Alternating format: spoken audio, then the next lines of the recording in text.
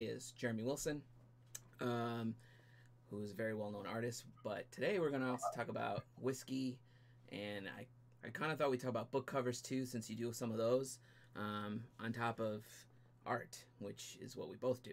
So, um, welcome to the show. Yeah, I feel Uh, like we have to talk about art. yeah, I mean, the idea behind the show was always to just kind of do something geeky and then try to focus on that. But then I realized a lot of my friends, like 95% of them, are artists. So it's like, it's almost hard not to talk about art no matter what we're talking about. And I'm sure Well, you I and I think. both drink while we work. Oh well, I actually never drink when I work. Really? Yeah, it's like I'm done working when I have the drink. But I was just going to say that I think the great thing um, to recognize in what you were saying as far as geek culture and everything, and just all these things that a lot of the circles that overlap about the things that we're into and everything, is that we have made it a lifestyle to be involved in that. And obviously there's artwork in that, whether it be comics or even Sure. advertising labels and things like that, when you come to whiskey. um, so I think it's pretty cool that at growing up, the things that you're looking at, things you're involved and interested in, and then making that a part of your adult lifestyle. Yeah, I mean, I have a lot of friends who do um, like beer. They work for beer labels, breweries. That's what I'm looking for, Yeah, breweries, yeah, and they do a ton of artwork for like Revolution Brewery out here. I forget who the other one is. One of my friends, real good friends out here, Melissa. She does a bunch of stuff for Chicago breweries, and it's an angle I never really thought about mhm. with my art. I've reached out to a couple, like Five Rabbit. I've been in contact with, but nothing really. They have a lot of these breweries have like their go-to artists that they use forever, um, which is probably a safe play. But you and I talking before we got on the call about this. We're going to talk about whiskeys, but I got this cinnamon whiskey from Hellboy. But I remember like they started with Rogue. I have a bottle that I can't reach right now; it's too high. But it's Rogue Brewery. I think it's. I want to say they're based out of Vermont, maybe. Rogue is in Oregon. Oregon. Okay, It's so possible they've expanded somewhere else, but they're originally from Oregon, I think. well, I remember my friend and I ordered their beer, and apparently they're not allowed to ship it to Illinois Okay. for whatever reason. Yeah. I'm guessing a bar could buy it, but we as individuals could not, even though we both placed an order for it. But what's cool about Rogue is they realized, hey man, we can't send you guys alcohol, but they sent us the bottle. So I was able to, I kind of wanted that Mignola collector's item too, right?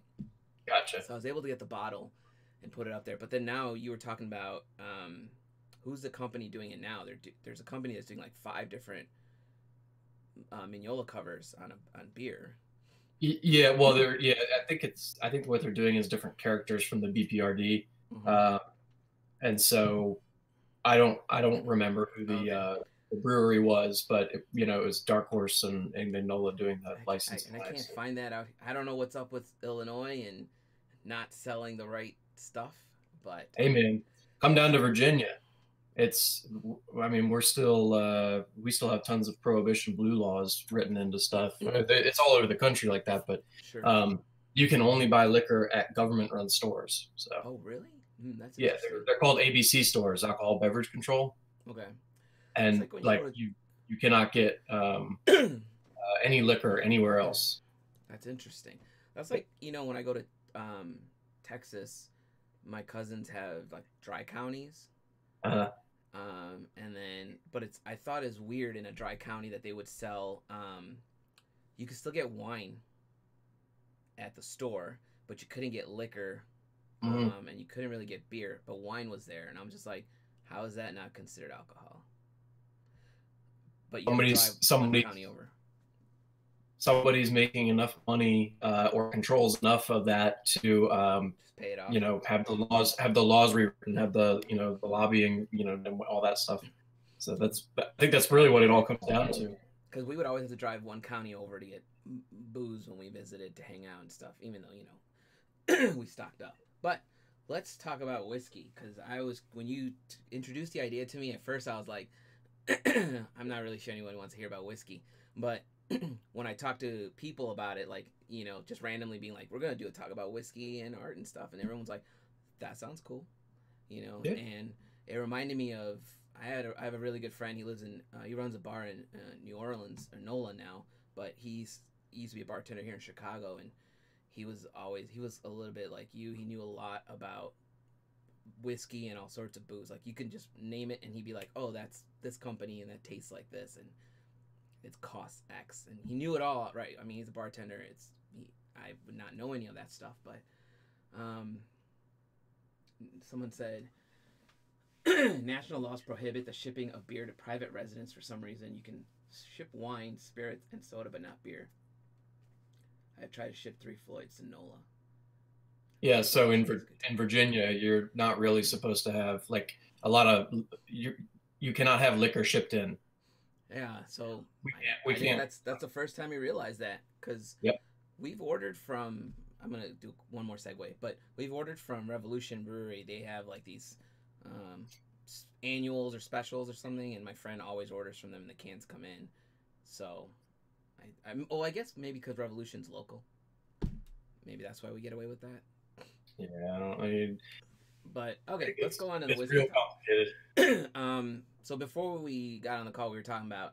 I thought I had a bottle of Johnny Walker Black Label, which growing up was like, I don't know if it's like an Indian thing because that makes it sound totally like I'm pinpointing one specific group, but every Indian household I used to go into, like Johnny Walker Black was like the signature. That's a Scotch whiskey, right? Yeah, And then if you had the blue label, it was like considered pristine, and right. red label was considered to be garbage. Growing up, I was always like, and then there's green, I believe. There's a lot of other ones. So yeah, I learned throughout the years there's like like different colors, and they all taste different because they're like aged longer and such, right? Basically.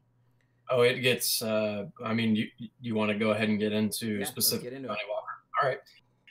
So first of all, Diageo is the biggest liquor company in the world, spirits and all that, and so they have a lot of brands.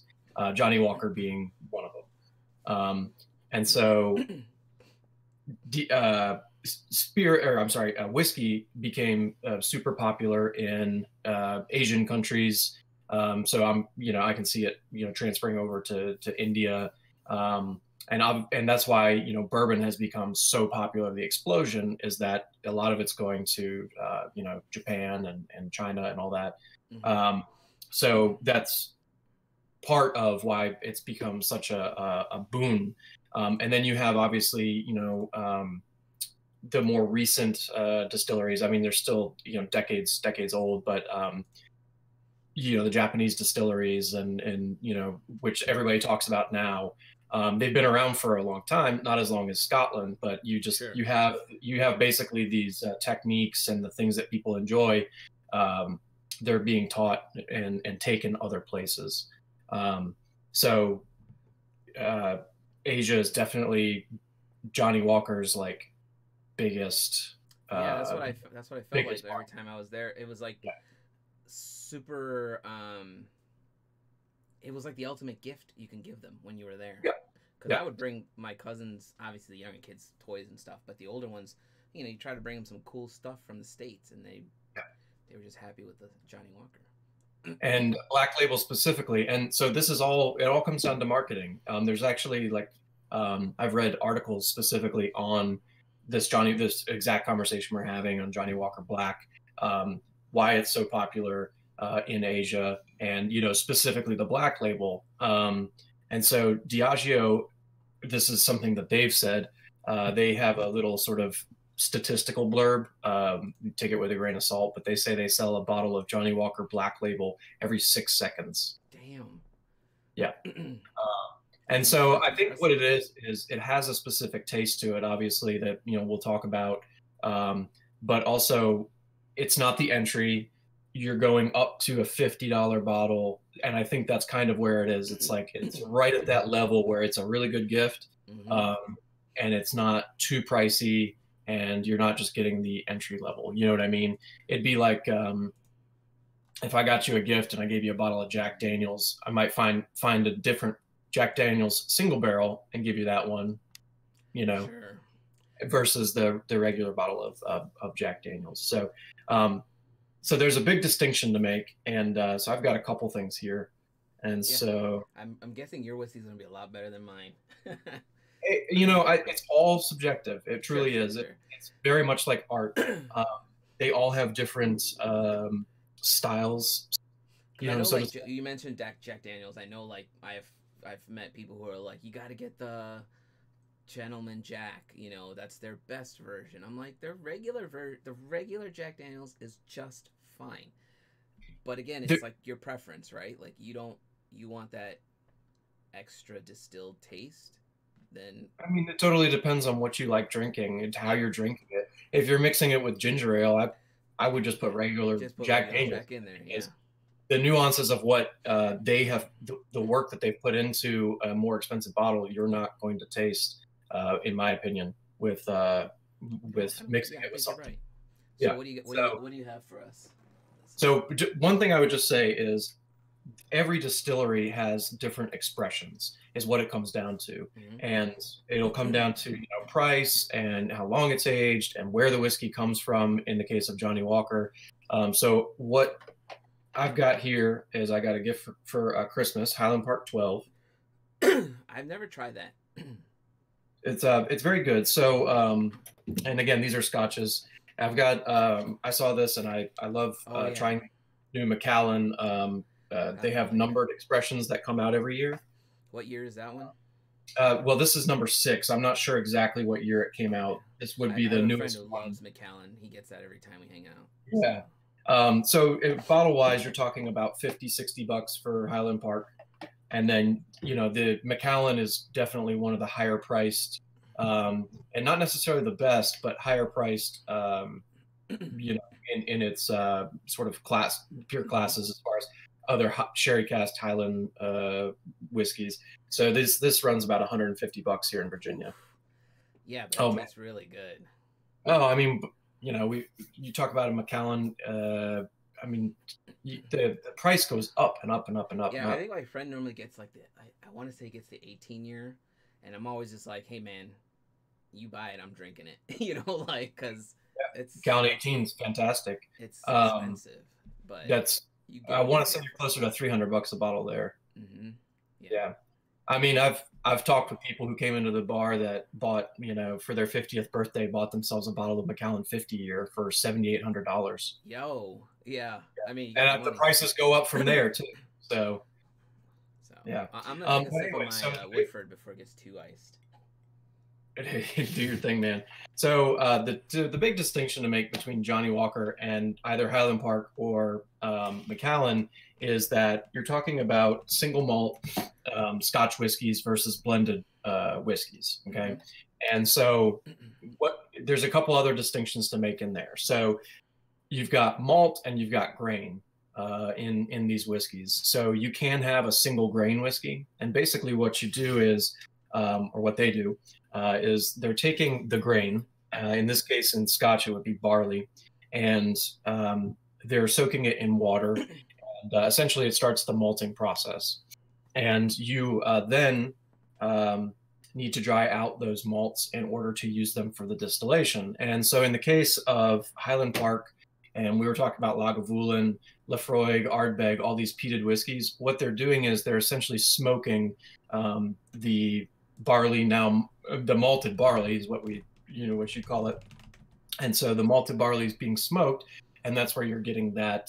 In the case of a peated whiskey, they're using peat moss, actually like smoke to dry out that malted barley. And so you can have blended grain whiskeys where there's no actual malting process like that. And then you can have malts, and again, you've got different combinations here. Right. So single malt will imply, in the case of, let's just say, Highland Park, Yep. single malt Scotch whiskey will imply that it is a whiskey.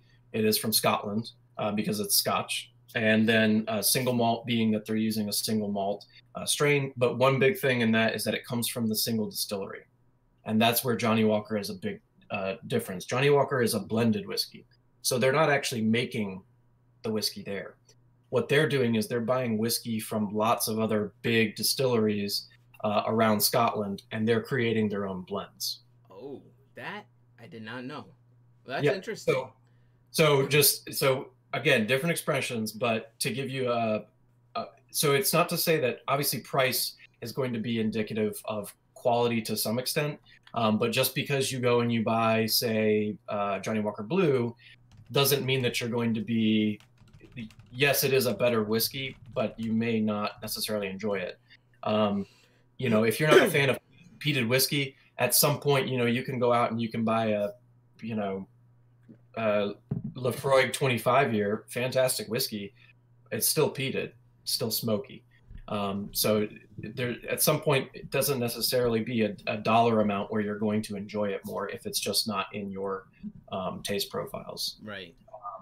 So now that being said, I think people can enjoy it and they can learn to like, those things because there are expressions that, hit on different aspects. So anyway, Johnny Walker Red Label has 36 different whiskeys in that blend. So like when you buy a bottle of Red Label, there's a potential. You're saying there's 36 blends inside each bottle? 36 whiskeys that they have bought and that they are aging to a certain point, right? And at this point, Red Label and Black Label, obviously these things are down. They've got them down scientifically. So I'm not sure what all the 36 are, but there's 36 different single malts basically in that whiskey. Okay. See, I always thought like when they make their whiskeys, it's like you have X ingredients that are your secret ingredients, and then you keep them in like your distilleries for Y until they're ready to be bottled up, right? And whether they're in barrels or in I don't remember what the giant siphons are called.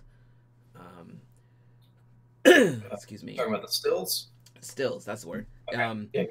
But I definitely didn't realize that Johnny Walker was getting multiple.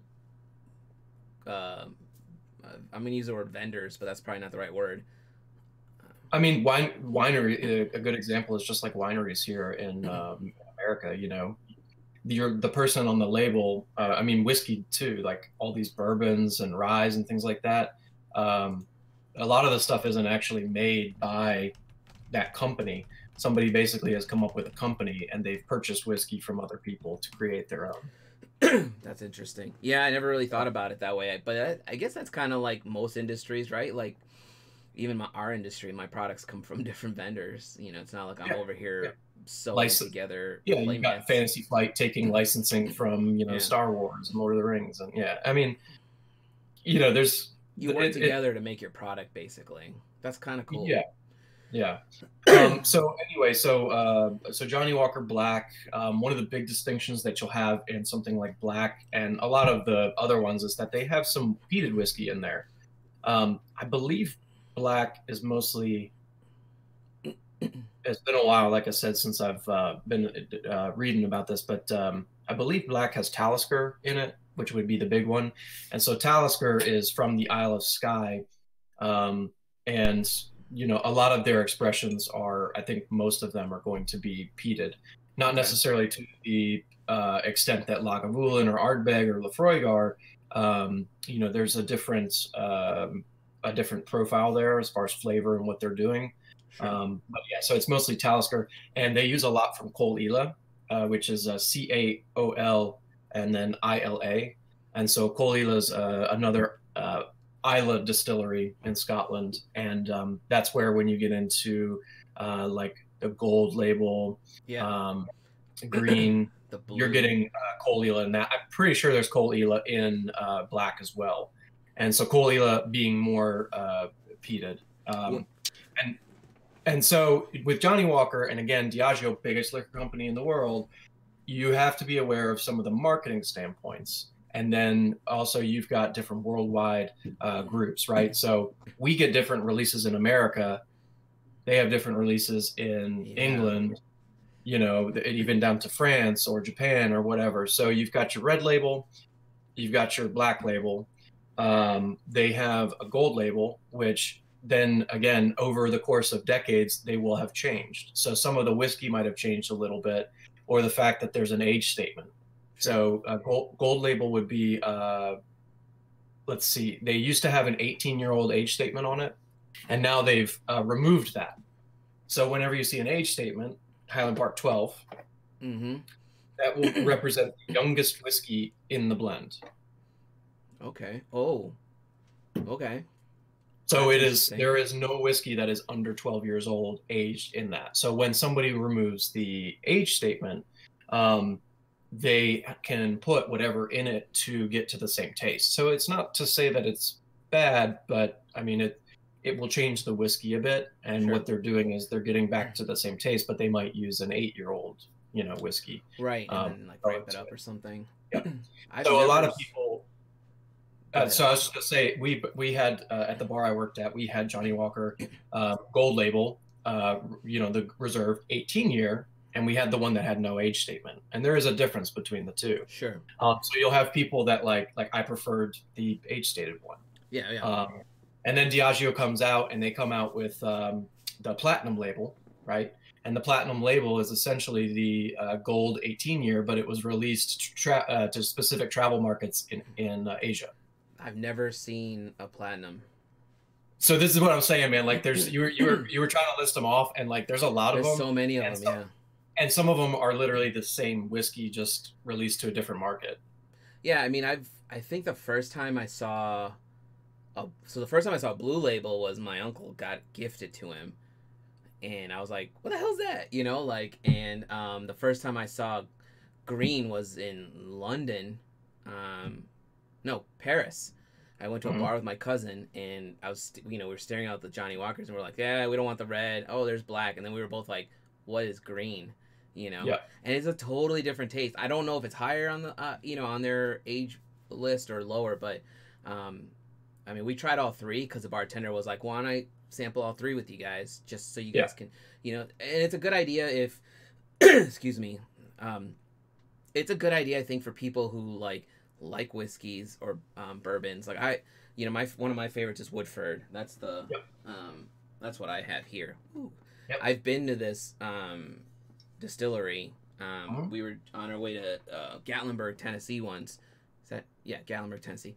And on the way there, we just happened to see the distillery. So we were like, oh, let's just do a tour. And we didn't get the full tour that day, but I got to sample all the different Woodfords, and I can't really taste the difference between the, I think they have a double oak and then a single.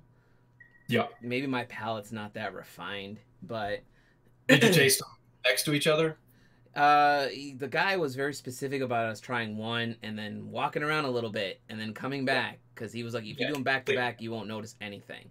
Yeah. Well, I was still like, and I was telling you about, we were talking about like how your bar had over 400 different whiskeys, right? And there's a bar here called Untitled.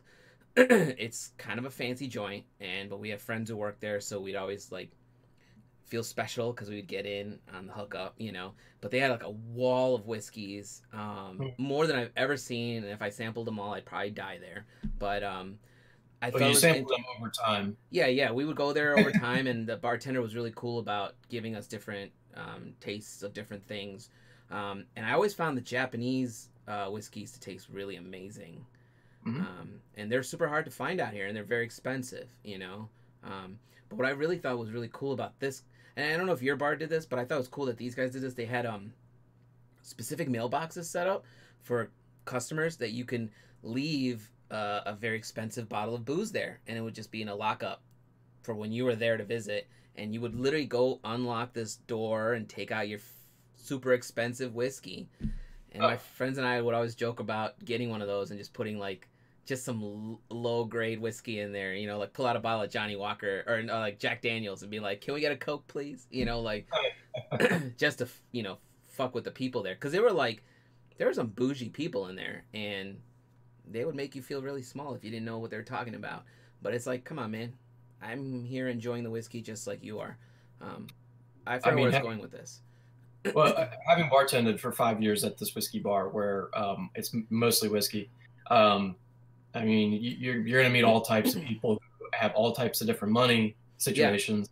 You know, like the guy who on his 50th birthday is like 7,800 bucks on a bottle. I mean, You that's know, amazing if you can do that. I remember what I was gonna say. What I was gonna say was is like if you have the opportunity and the wanting to sample, like in this case, like Johnny Walker's and all, if you see like three or four of their variants, and you can sample them all, do it because it's a good opportunity to learn the different flavors, specifically from like that company. Because I remember I really enjoyed green, even though everyone kept saying green was garbage, and I was like, sure, I guess I like it and you don't.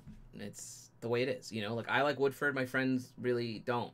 They like Bullet or why can't I think of another brand? But I have a friend who will only drink Bullet. yeah, Everything's Bullet, Bullet, Bullet. I'm like, cool, man. That's your go-to. right. No harm, no foul. Yeah. I Um, mean, like I said, you're always going to have people that are just like stuck in one specific opinion of something. And um, I always found it, again, in a standpoint of trying to talk about and figure out how to pick somebody whiskey from 400 different bottles, yeah. right, in different price points. I always found it kind of problematic. I sort of would try to change the language and the conversation and talking to a person if they were like, well, I heard this is garbage and this is this. Again, to sort of say, well, they're different expressions. Here's why they're different, and then you can go different lateral ways to different things. And again, it just becomes I like that. I like that if you say it's just a different expression because it takes away that somebody said Buffalo Trace. Buffalo Trace is actually good. yeah, But it takes Buffalo away Trace. that like hate for like if you don't like it, you don't like it, but you don't have to like hate it per se, Yeah, or there's like all industries, there's a lot of misinformation and there's a lot of opinions drawn from misinformation. Let's so just leave it here's a at question that. for you, Jeremy. It says uh, as someone who enjoys rum such as uh, Captain Morgan Black, what whiskey would you recommend to them? okay. So in Captain Morgan's expressions there, you're talking about a spiced rum. And so you've got basically different types of sugar when it comes to your rum, and then obviously the different areas that they're made in. Just like whiskey, you're going to get generally a sort of way that sort of things taste, but people are always breaking the rules on that. So one that I always love people to try when they I'd ask, what do you enjoy? What price per glass would you like to be under? Right. And so that inherently gives me, an That's a idea good of where to question. start. Mm-hmm. So anybody who enjoyed a spiced rum like that, um, Zaya is a really good one. That's pretty easy to find. I believe it's Trinidadian, and it's very much on the sweet side. Which with spiced rum, you're going to that's definitely on the sweeter side. Zaya. So Hmm. Zaya is a good one, and that's like a price point where it's not too much higher. I want to say you're talking about 40 bucks a bottle, maybe 45. That's about Um, average. yeah, but I mean, where it's not too crazy because I could name a $200 bottle of rum, and Name a it's $200 not as bottle of rum expensive. too, just for kicks. Huh? Name a $200 bottle of rum just for Oh, I just so shouldn't we. have said that. Now I got to think about something. Yeah, you could talk about we could think that over while we should also talk about some art stuff here. So I wanted to talk a little bit about some of the artwork you do, which I feel very much inspires a lot of the stuff I do. That's one of those reasons you're a cool person, but I also gravitated towards you because I really loved your artwork way back in the day. Because I think I own your help Lobster Johnson Johnson, yeah. test piece. That's how I started talking to you. I remember I was just like, I'm just gonna message him and see if he'll sell it to me, you know. And I always wanted to buy that original, but my first Deluxe Con where it was my first one was Allentown, and I think that's where I Yeah. met you in person for the first time, and I could not afford that piece at that time. I really wish it was still available because now I could probably swing it, but your artwork has a very distinct style to me because I love shapes. I love the use of like negative space to bring stuff forward, and some of it feels a little bit more abstract to me, and it speaks to me on that level. And I know you do a lot of. I don't know if you do any games or not, but I know you do a lot of book covers. Well, I mean, I've done work with Magic, so I Yes, would consider that to be, a game. Yeah, I mean, I've done that's true. You've some. done 3 cards, right, for Magic or 4? that we know Uh, of? That we know of? yeah, I was gonna say Yeah. wait until this year. Um, so I did I think I did like five Okay. most recently that are not out. That's Um, cool. yeah, so total I think total I'll have eight once they come out. That's awesome. It's interesting too for me because the Magic cards that I've done are a pretty good like I guess visual mile marker as far as where I was, you know, around 2014 doing my core ally token. Hmm. I'm like, man, I finally got a Magic card. You know, I'm trying to do work and paint like what they expect and everything like that, and still try to take it my own way. Right. And a lot of successes, a lot of mistakes made over that, you know, that, and I turned in the piece and everything, and um, you know, it had mixed reviews, I think, in the community, and then also like with Magic. So it took me a few years to get another one, and then I'm still sort of painting like that with Unquenchable Thirst. And at that time, I had already started to experiment with you know, just negative space, just dropping things, you know, making them flat shapes or whatever it is. Um, and so I sort of went back a little bit. I wasn't doing anything like Unquenchable Thirst at the time, and that's what they wanted, so I did it. Right. And again, you know, I think it's like I think I had success in that. I don't know, you know, what their opinion on it would be, but then for a while it was like I'm just painting the way I want to paint, and I Right. found a lot of traction with that, and so I started. You know, I just kind of I was like, you know, they're not reaching out to me. You know, I'm friends with a lot of the art directors, so you know, you're seeing people at events and everything, and you're friends on social media and Yep. whatever. So they're seeing my work. I didn't send them as much work Right. because it's like, you know, if they've got a specific thing, you know, I don't want to waste their time.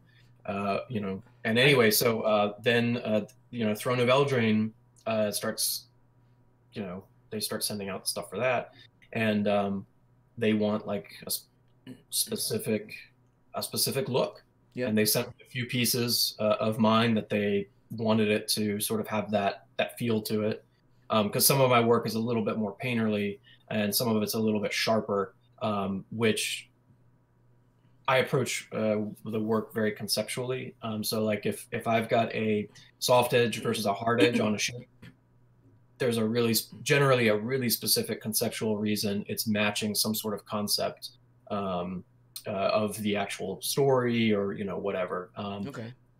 Yeah, so like a good That's example interesting. would be I did Thrawn Ascendancy poster for Del Rey Yeah. books, and obviously Thrawn is and now I know very little about him, but very calculated, you know, amazing tactician sort of thing, right? Hey. Yeah. So when and the his rate is he Chiss, is that right?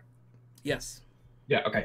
And so I believe with all the nine ruling families, with the Chiss, that's generally what you would consider their race to be, very calculated, and you know, so having the flags in the background have soft edges wouldn't make sense, right? Yeah. I like the fact that you did your research on that instead of just painting it. I look into everything like Good. this.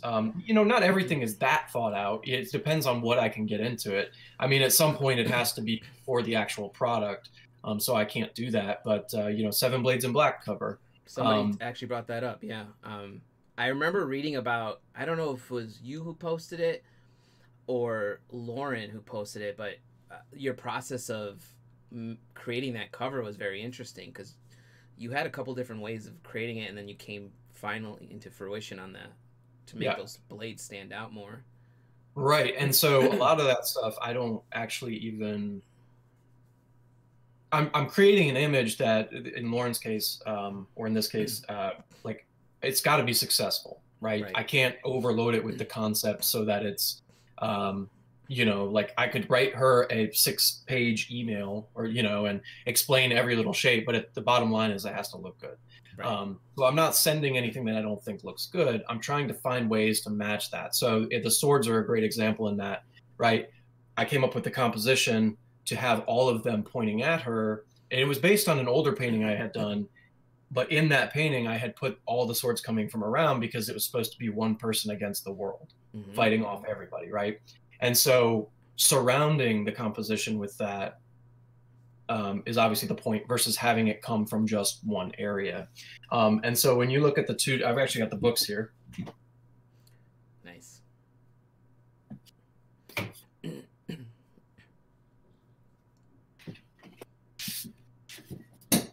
Yep. So in this one, obviously you've got the, you know, the single character and everything. And, you know, I think it makes sense, you know, obviously to have sharp edges. And so when I'm creating the edges on that, like I'm leaving things looking really dangerous. And even down to the texture, you know, on the arrows in the second one, Mm-hmm. like it's supposed to not necessarily look like a realistic rust or, you know, just something that you don't want to touch. Right. You know, I mean, something that looks dangerous is what I want it to be. And so I'm pulling that through with mark making, shape, you know, edges, all this, you know, values and color and things like that. Um, and so, you know, this one is more like, you know, Sal and Liette. Sal is trying to protect overall, you know, her friends and Yeah. I believe love interests. I haven't actually read this one yet. And so hence, you know, Lauren and I talking about the cape as a shape needing to be in front of the other character. Right. Okay. And That's so, cool. yeah, so that's the way that I'm thinking about stuff. And a lot of times I won't mention things like that to art directors unless it's important, um, Right. because they want a good image. And so I'm thinking about how to deliver it in that way for them. And also for me to make the pieces have a little bit more, I guess, life to them. I mean, I think you know, your pieces have a lot of movement, which is one of those things I also like. You know, they're not static in my opinion.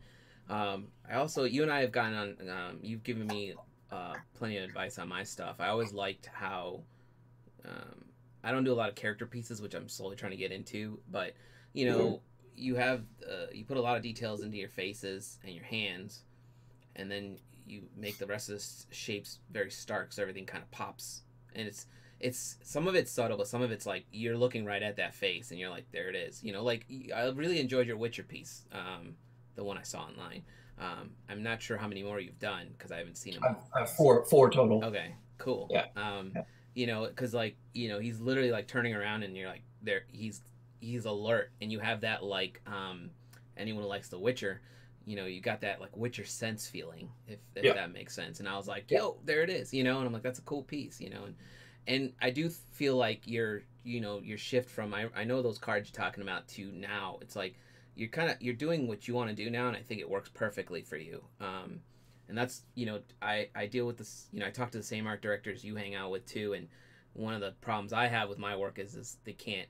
It's hard to use my stuff on a cover. Because I have so much happening in the piece sometimes. It's like it's gonna overpower, you know, the text and the author's name and everything. So I think one of the things I need to learn to do is I'm gonna say the word watered down my style, but like not oversimplify it so I can. It's got to. The book covers are a specific animal. Like they have to be designed so they read well on a book cover versus, you know, piece of art that you might put on a canvas and just sell to the public. Yeah. You know. And I think it's a good learning process to learn that, because I know like I've sent a bunch of stuff in art directors, and including an art director at Magic that I talked to who's trying to get me some work, but my guess is it's, you know, my stuff's too loud. Well, go ahead. I'm sorry. I was just going to say, to bring it back around, you know, to what you were saying earlier about your friends who are doing labels for companies, and you're like, I sent them out a couple times, but they have their go-to people. That's because, you know, the product, it makes a certain amount of money, you know, critical success, whatever it is. And risk taking is, you know, a lot of these places are owned by corporations. So risk taking is not necessarily something that inherently goes on. And I think that's a good, important job for the art director too.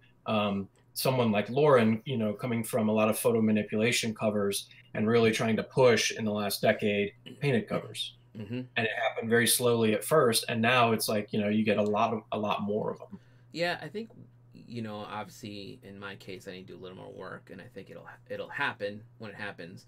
I do love how Wizards now is branching out again and finding tons of different styles. There was a period where they were very distinct, and everything was kind of, it has to, Homogenized. yeah, it has to be done this way. And I was just like, I think they lost a lot of their audience, because one of the big, Magic is popular because of the game, but it's also the artwork. People loved the artwork, and they kind of lost that element for about a year or two, till they rounded back in. I mean, there's so many different variables and moving targets in that though, because they probably picked up a good audience. At the time, you've got a lot of big video games coming out, Hearthstone. Yeah, You have a lot of movies starting to happen. Obviously, in the last few years, we've seen like so many comic books, movies, that from indie things to obviously Superman and Batman sort of thing. yeah, But you have to consider like, they're years ahead of when these things come out. So years ago, when they're like making these choices to even be more homogenized, they're creating a unity in the game that you expect. Like when you play an Assassin's Creed game, yeah, that there's just a certain quality of play and quality of life, so to speak. There are things that you're always going to have. You're always going to be able to run at a wall and just press X and climb to the top of it. You yeah. know what I mean? Right, yeah, I And know so exactly what you mean. so in visual choices, I'm sure that's what, because they have to also be competitive in the market. So I think it's just interesting. You can see those shifts, and obviously them being owned by Hasbro, has a, Oh, that's true. I forgot yeah, that. yeah. Um, So I actually, it's kind of interesting if anybody cares to, you can actually sort of see um, certain things. I haven't seen anything, but if you read articles on the actual stock information, the trading information on companies such as Hasbro, mhm. you can see certain things like we get all hyped about Baby Yoda, right? And Yeah. then read an article about why Baby Yoda is a crucial, like why you should buy stock in the company now because they, are coming out with a Baby Yoda toy. Oh, really? I, No, I don't read articles like that. I think about it interesting, and that's I've done That's that with whiskey too, and it's really interesting to like follow and see why decisions are made like that. I wonder, do you own stock in whiskey? In no whiskey companies, no. Okay. There was one that I was watching for a while, and it like blew up. Man, I don't know anything about stocks. This is gonna Yeah, like, I got friends who are so good at running stocks, and I owned some Disney stock, but it was because I randomly bought. Back in the day, my cousins gave me some money to invest in stocks, just to be like, here, why don't you try this thing that you're interested in, but you're no good at, So I was like, cool, and I bought Marvel stock way back in the day when it was like, I don't know, $15 a share or something. And this is before Marvel got bought by Disney, and this is before Marvel was putting out a lot of movies and stuff like that. And I just sat on it. I didn't do anything with it. It's probably the most expensive stock I own, because now Disney owns it, and it's just been going up. But I don't own enough of it to retire or anything. It's like maybe 10 shares, but it, but it depends on, and it depends on what you're doing with that. Are you in it for the long? Are you I a was short literally just play trying to or a learn long how to use play? stocks. I mean, I Yeah, owned some stock in like Zynga. I don't know how good they're doing, and I own stock in like Motorola, which got bought by Lenovo, and everything went to hell there. But there was a point where I'm just like, this is not my game. But what you're talking about, like, if you, I know like some of my cousins are very specific, and they watch those trends. And yeah, something like Baby Yoda ramped up Disney stock because yeah. so many people are interested in it, and Mandalorian, and now they just announced a bunch of new shows. Their stock's just going up, and yeah, they'll some point they'll do something stupid, and it's gonna plummet for a minute, and who knows? It's Disney owns everything, but I mean, I don't know. There's an evolution to everything. It's the same sort of thing as looking back for us. I think in a lot of ways, what you're experimenting with as far as your stylistic choices. You know, yeah, I there mean, are certain things that I've done in pieces that did not necessarily get noticed or recognized in a like say specific type of mark making that I thought was successful at the time, right. and it's another tool that I can pull out at some point, but I I mean, haven't done it. you and I talked about at a LuxCon last year, like trying like some style of stacking my artwork and building kind of a 3D piece out of my existing stuff, and I've been experimenting with that, and I've been trying, but like you just said, like something that you see where you're like, that looks cool, but then I feel like it's not quite as cool as I think it is, but I'm not don't get me wrong, I'm not about to quit on it. I'm still experimenting with it. Like I've been experimenting with the stack and then maybe adding some paint, trying with the paint and then adding the stack. Like I've been trying different methods, waiting for that like epiphany that's gonna kick in eventually, which is pretty much what happened with my style right now. You know, my style, it was a thing I just was literally screwing around with at work one day.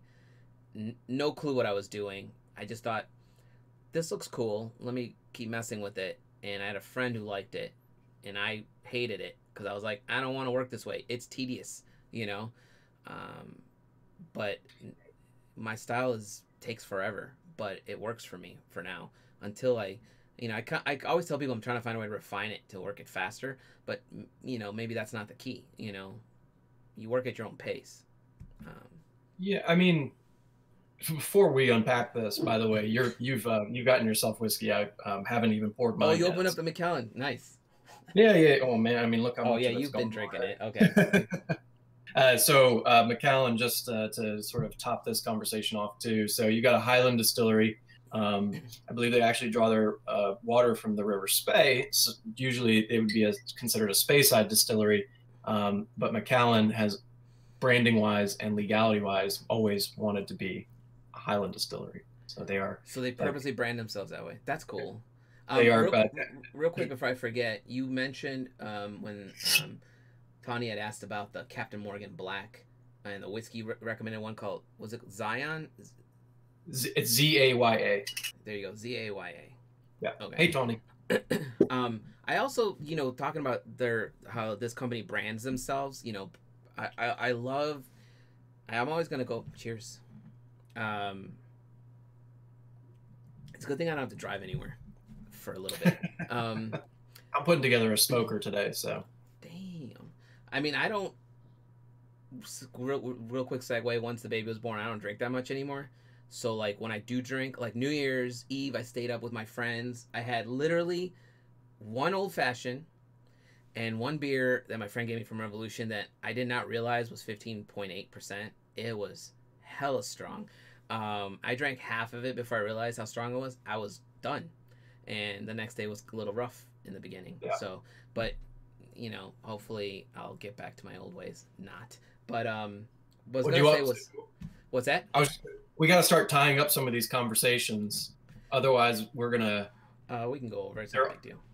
Okay. Well, I didn't mean over. I just meant like we gotta put some. Oh, put some cap. Oh, what I was gonna say was with the branding stuff was. Well, I was just gonna respond to you talking about the style and how long it takes and experimentation. Yeah, totally.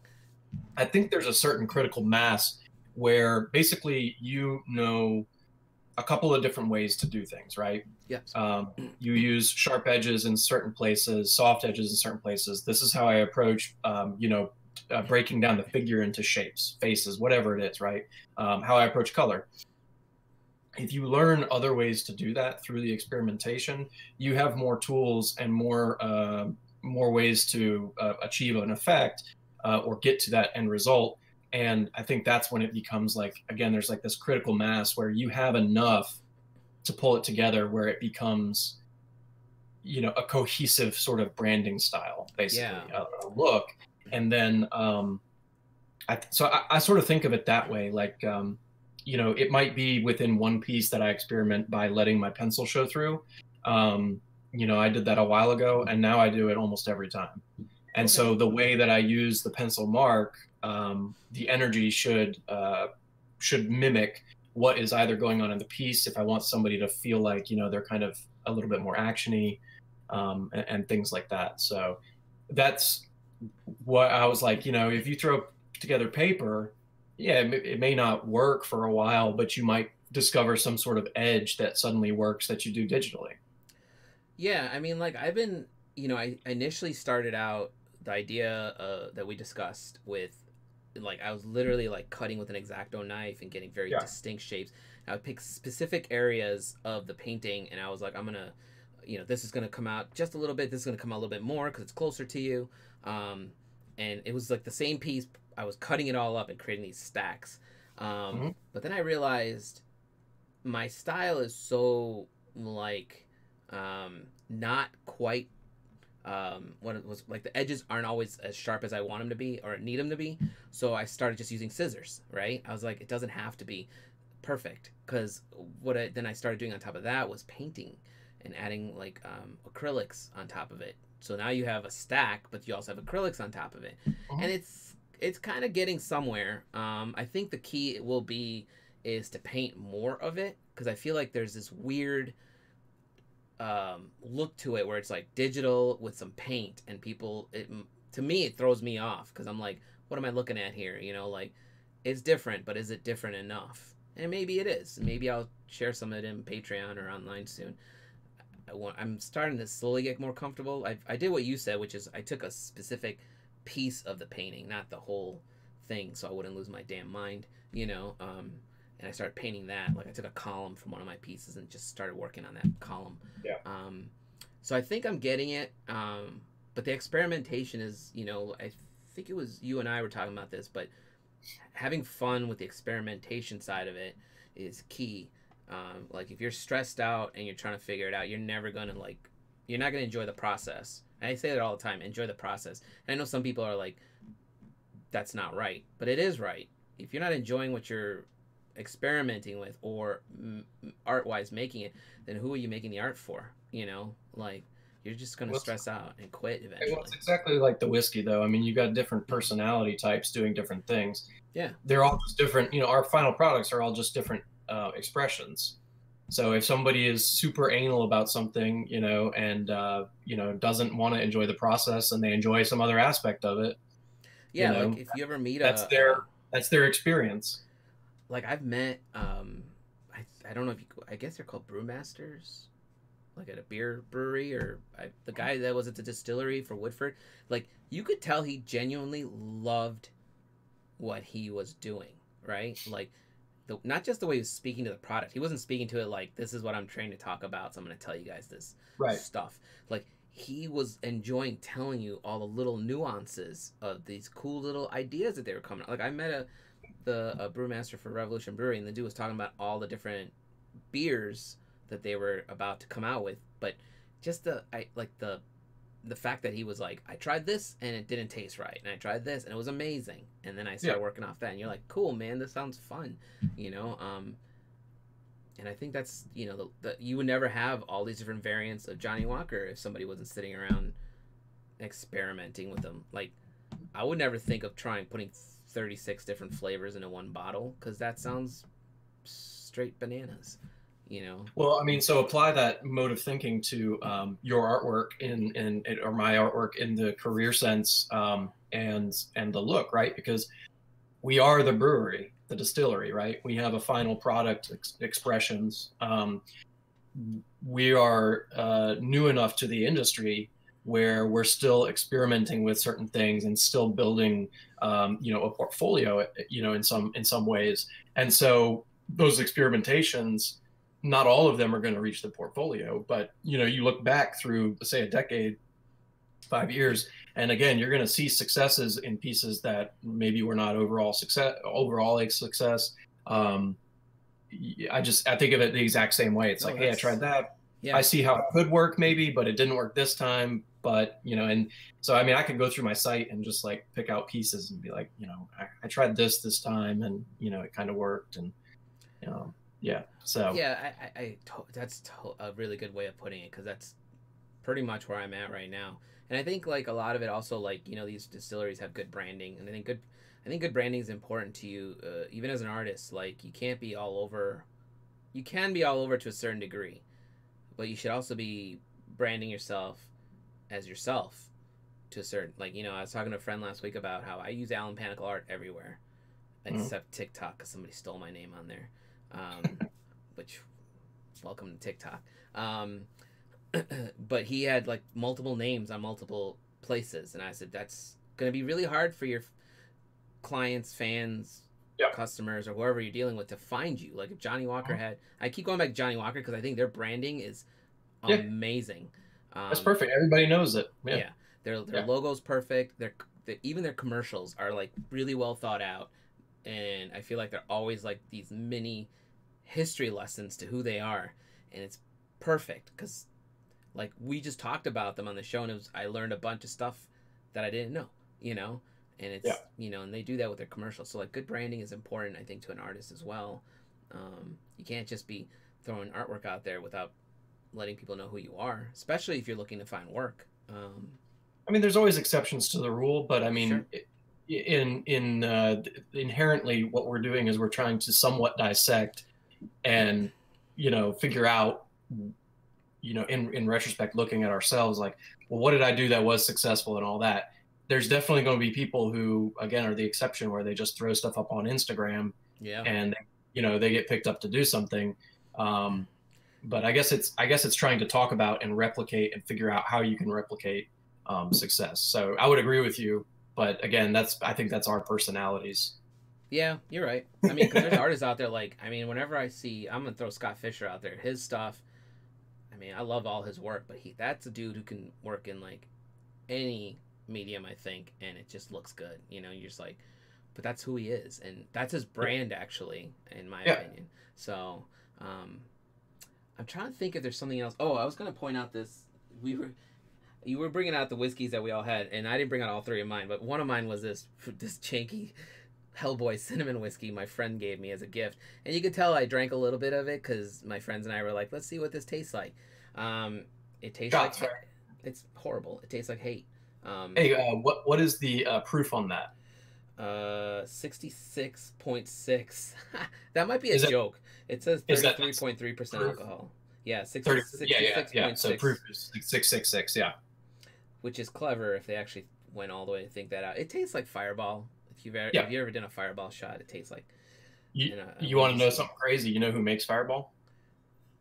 you're gonna say Johnny Walker? No. Oh, okay. No, no. It's an American company. It's Sazerac is the company, and Sazerac owns Buffalo Trace. So Buffalo Trace is Fire, good. Fireball is made at Buffalo Trace, or yeah, Okay, it's made and by then the other Sazerac. one I had was this Glenlivet I 12 live it. year. Yep. Yep. So 12 that year is a what I always single. get. That's a single malt. So that's their entry level expression. Yeah.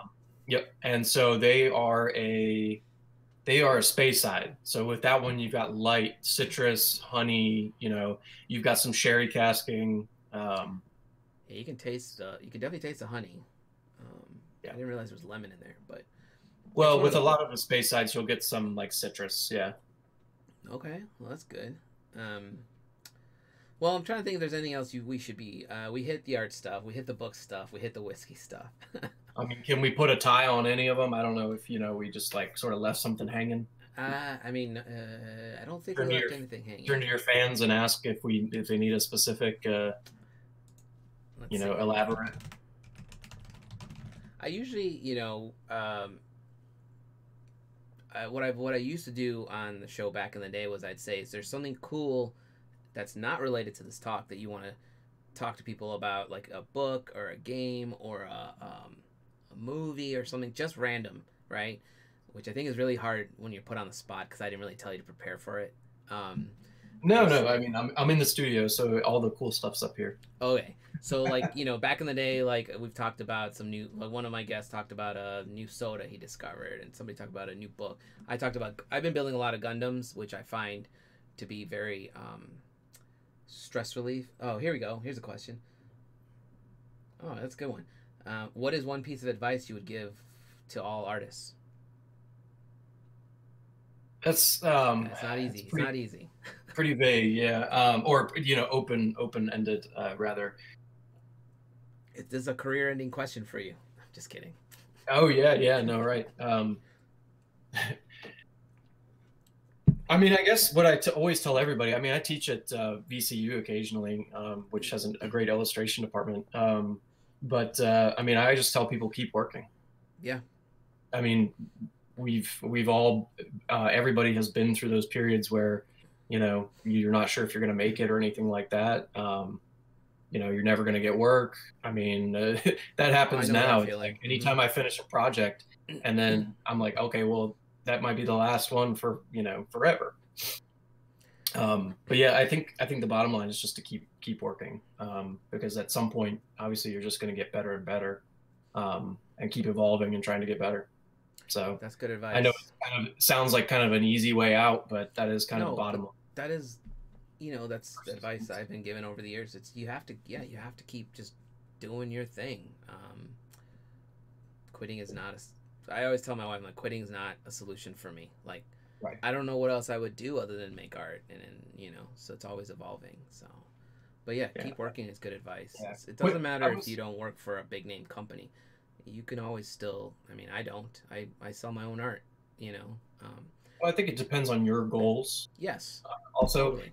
and I think in our community, because it is close and tight knit, and I think a lot of times people will look up to, say, an illustrator, right? And they will say, oh, this person has worked for this company and all this, and they're selling a painting, or like whatever it is, and it's cool, and you want that type of success, but is it your exact goal that you want?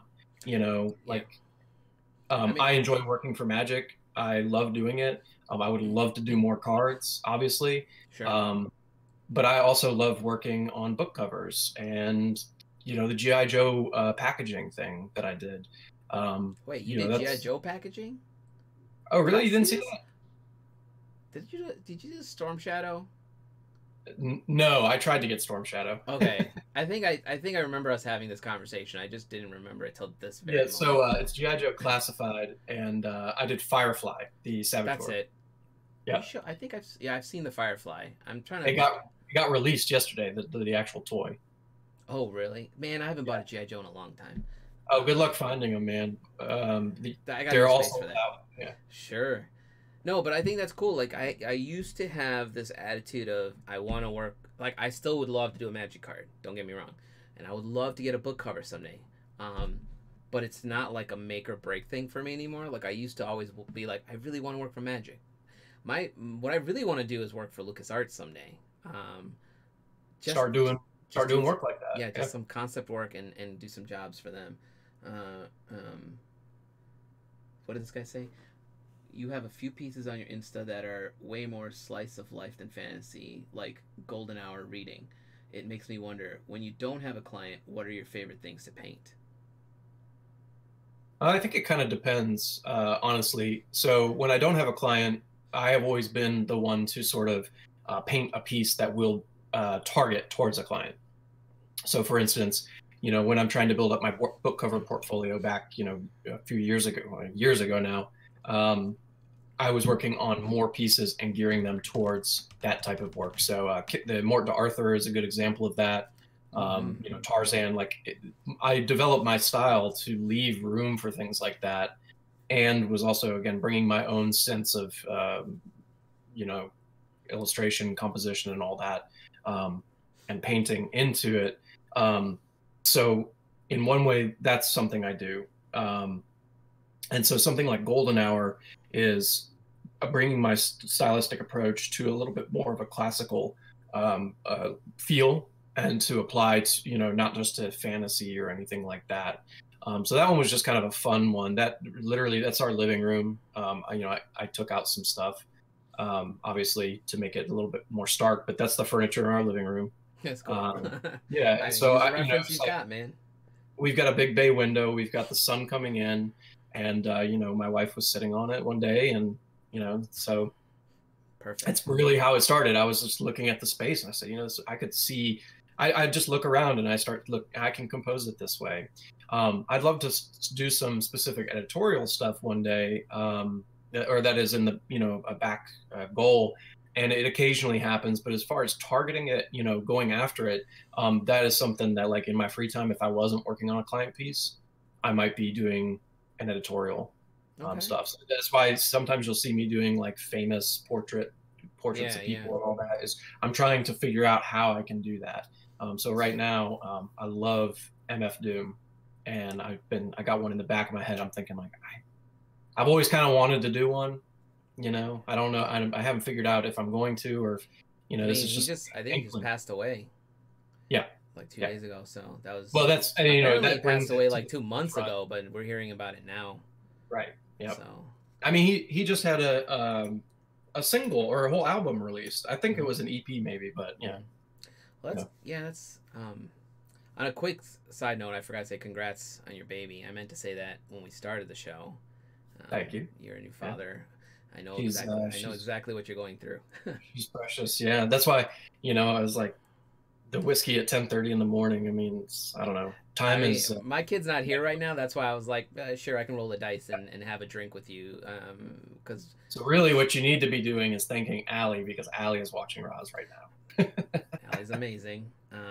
So have you found it to be? Are you still able to? Because I remember when my kid was born, there was a point where I'd be like holding her and drawing just to get Mhm. work done, and to give my wife a break. And then as she was getting older and more mobile, you'll see. I found it harder to like. I have to like box in time slots with my wife. Like just for the show, for example, I have to be like, hey man, can I have an hour to do my show, or an hour, a little more? We're a little over, but that's okay.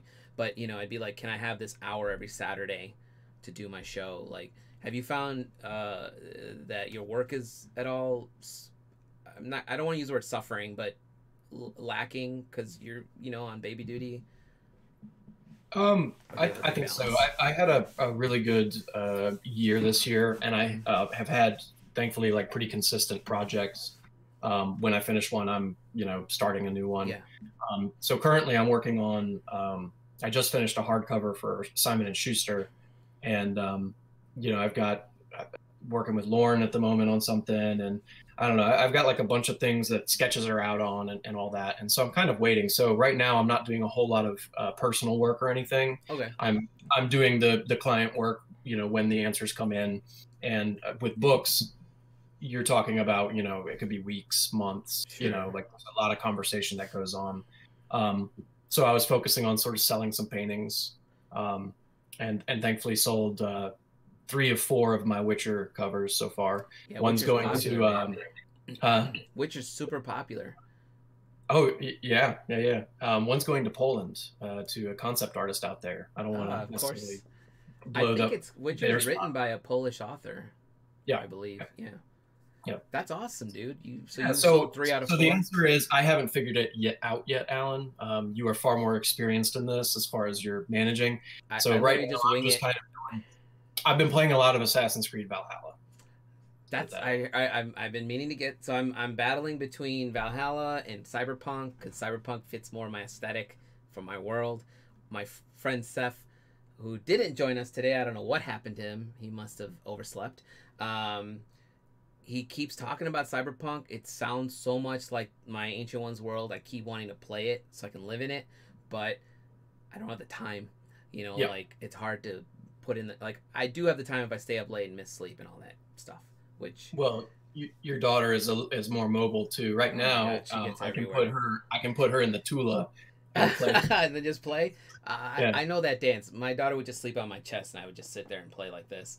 But Yep. yeah, that's welcome to fatherhood. Well, that's cool. I did actually have one more question about so like when you do the book covers and stuff, do you have an agent or do you just put out the portfolio and like you said you're working for Simon and Schuster, like did you reach out to them or did like an agent? Do you have an agent that fishes your work out for you? I don't have an agent. Okay. For a while, I shot for the big names, Sure. and I'm gonna forget them now, but it's something that I'd certainly revisit if someone was interested. I think it depends on the relationship that you're going to have in a business sense with them. Is it exclusive? Is it non-exclusive? Are they every job? Is that going to go through them? What sort of jobs can they get you? Because obviously doing a magic card, awesome.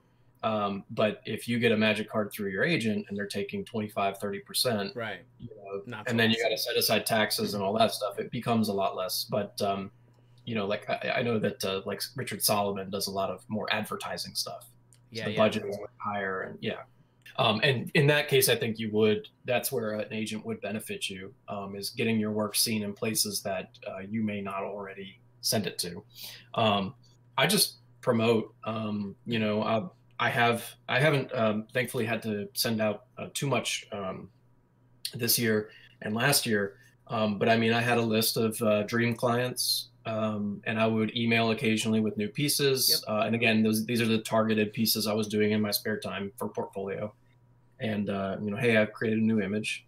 And at this point, I feel like I've reached a sort of critical mass, like we were talking about earlier, where my work is getting out there enough now that other people are seeing it. So I got the job with Simon & Schuster specifically from Seven Blades in Black. That's awesome. Yeah, and sometimes it's like people are like sending me an email and they're like, we saw this, working on The Witcher. I worked on Stranger Things with Dark Horse, and now they've got a lot of different editors, but I mean, I would assume that the art director who I worked with on Stranger Things, who was awesome, they're all in the office together. Yeah. So, I think that's how it's been. So the art director I'm friends with over at Wizards, that's kind of how it's been going for me. They're constantly pitching my work, and currently it's not happening yet, but I'm hopeful if I just keep doing what I'm doing, it'll happen, or it won't happen. But that doesn't mean I'm going to stop working because I didn't get work with them. But it's kind of nice to know that somebody's out there pitching for you when you can't be in that room yourself. Well, that comes from your relationships with them as well. Mm-hmm. You know what I mean? Like getting to know people, getting your work out there and getting it seen. Like that's how you obviously start the stone rolling. Yeah. And as far as what I'm doing. But yeah, I mean, I kind of do what you're doing, where I will, I have my dream clients. I'll occasionally send out my portfolio. Like I just reached out to a bunch. I love disc golfing. Do you go disc golfing at all? Okay, if you ever visit Chicago, I'm gonna take you disc golfing. But I love disc golfing, and I've found over the years now they've got different designs on their discs. So I've been reaching out to just a bunch of my favorite companies to be like, I know you don't have the wildest designs on your discs, but here's my portfolio. I think some of it might fit on a cool design for a new disc. Because why not, right? And two of them have reached back to me, which is kind of cool. I haven't really said it to a lot of people because I don't want to get my hopes up yet, but it would be fun, because it's something I enjoy doing. It was one of those things I did during this pandemic, like there's nothing you can do where you can hang out with your friends in the same place because it's too risky. But socially distanced disc golfing, we're outside, and my friends and I. You've got your own. Yeah, we got my own pod of friends. Yeah, who like. No, I meant like you're playing football, like everybody's touching the same football. Yeah, no, we don't do that. But like I have a core group of friends who are all shelter in place, and I don't know how you've been managing through the pandemic, but I feel like if I didn't get to go out once a week with these, they were some of my best friends. If I didn't get to go out with them just to like play a game of disc golf and bitch about my week, because it's been stressful and it's socially distanced, I feel safe to the point where I'm not like, are you infected? Should I be should I be anywhere near you? Well, you're comfortable enough to enjoy your experience versus going a place that you're uncomfortable. Yes.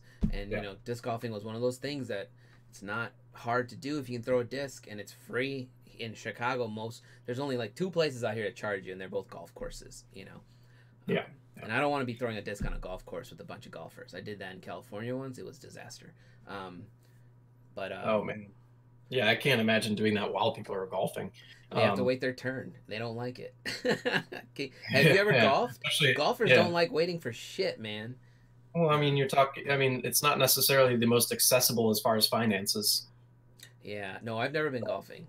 I've been to the range, so it's expensive is the point. So you have a specific type of person generally that. Yeah, so we'll go disc golfing because it's cheap. A disc only costs like $15 on the low end. So, but I also have so many of them. So, just to keep going on, what we're talking about. Like, I just love this year. Like I've gotten jobs like weirdly all over. Like I never would have sent my work to Hasbro Toys in Rhode Island. You know what I mean? The art director saw my work on Instagram. I think it's cool that you did a G.I. Joe piece, because G.I. Joe was like, I mean, you and I are probably in the same boat as like something we played with as kids that we loved. Yeah. There's a cartoon I watched like it was my job, Yeah. Like, yeah. That's exactly it though. I was like, absolutely, I'm absolutely going to do this. Would I have been able to tell you, on an interview, a year ago or whatever, like one of my goals is to work for G.I. Joe? No, but I mean, that's the thing is like, I think if you get a look that can be applied different places when those people are experimenting with stuff, Hmm. or looking for a specific look, that's where again suddenly I think you start to hit that critical mass, and people will start reaching out for different projects and things That's like cool, that. man. So yeah, Well, I'm glad it's working out for you this year. I know it's been a rough year for a lot of people. So, yeah. um, I mean, it's been hard, but I mean, my daughter was born, so it's a win. yeah. Well, I mean, yeah, we were fortunate enough this year, and expanded my studio. You're actually looking at the subfloor. I have to put the flooring in. So I mean, you look like you got a nice spot. I'm in a walk-in closet. yeah, yeah, It works out for what I need to do for now, and hopefully I'll buy a house at some point. We've been looking, um, yeah. Oh, but yeah, that's right. Yeah. So y'all still looking? we had two failures. Basically, we found a house we liked. I went for the home inspection, and there's so many things wrong. I was like, I don't want to deal with this. Dodged a bullet. My Yeah. wife was the opposite. She was like, these are things we can fix up. I'm like, I don't want to fix up an old house as our first house. If it was just like one or two things, I'd have been fine. But it was like pipes and roof and electrical. I was like, it's too much. And I'm not a carpenter, so it's not stuff I could do. Carpenters generally don't do electric work, so, Electrical, yeah, yeah. And then the so you second, need to get it. this Yeah, guy don't basically do did any his own electrical work. electrical work, and there was a point where it was weird, man. There was a lot of jobs that I was like, my agent was like, I don't think you got a permit to do that, like, and I was Yeah. like, that sounds scary. And then we had Well, a second house that, there was minor things. I was like, we can make this stuff work, but then there was roof issues, and roofs yeah, are expensive, and I was still willing to get the house. Just the sellers became very difficult about the roof thing, and I was like, I'm out. My wife made the final call. I was like, if you really want this house, we'll get it. I'll make it work. Just because I really want a house. Um, but I also am very much like, I believe things will happen when they're supposed to happen. So I believe, these first two homes were not meant to be our homes, and the third one's out there, or the fourth one's out there. It'll happen, you yeah, know. yeah. Um, Um, I tell you, in my free time, you were talking about like what do you enjoy doing outside of art, yeah. whiskey, and all that. Um, I've been really enjoying like learning how to fix stuff.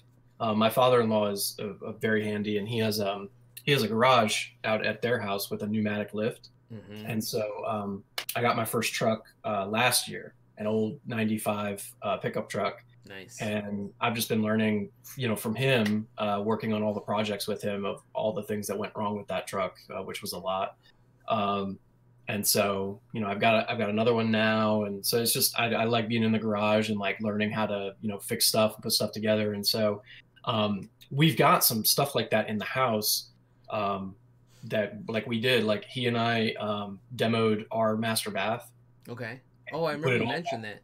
yeah, put it all back together. We put a rainfall shower in. So, Those are I don't know nice. plumbing. He knows that.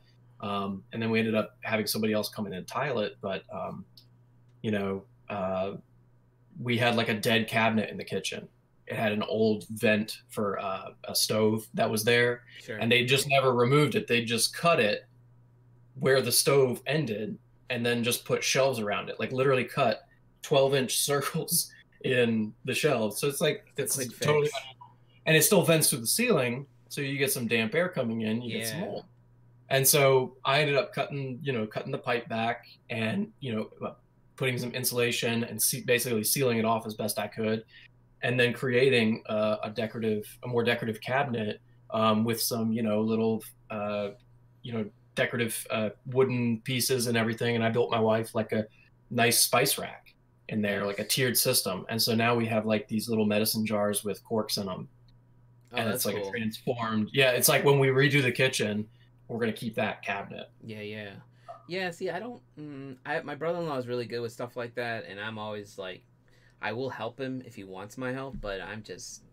I used to do a lot of stuff with cars, though. I had, when I was younger, I had a souped up Honda Civic, and I used to work on it in my parents' garage all the time, but nowadays I'm very much like, you want to work on the car, go for it. Like, I Yeah, don't. I used to do my own oil changes. I used to work on my engine all day because I had to put like a turbo in and stuff like that. But there was a point where I just didn't. I wish I knew how to do more. I know how to fix a toilet now because I've done that on my own so many times. When you live in a high rise, stuff just breaks. But I'd prefer not to, you know, like, Yeah. but you learn a lot of stuff when you know, before I was married, I had to learn how to fix a bunch of stuff. And since I've been married with a kid, it's, you know, when you don't have the time, and I live in a high rise, luckily, that has maintenance. So if something breaks, I can have them come up.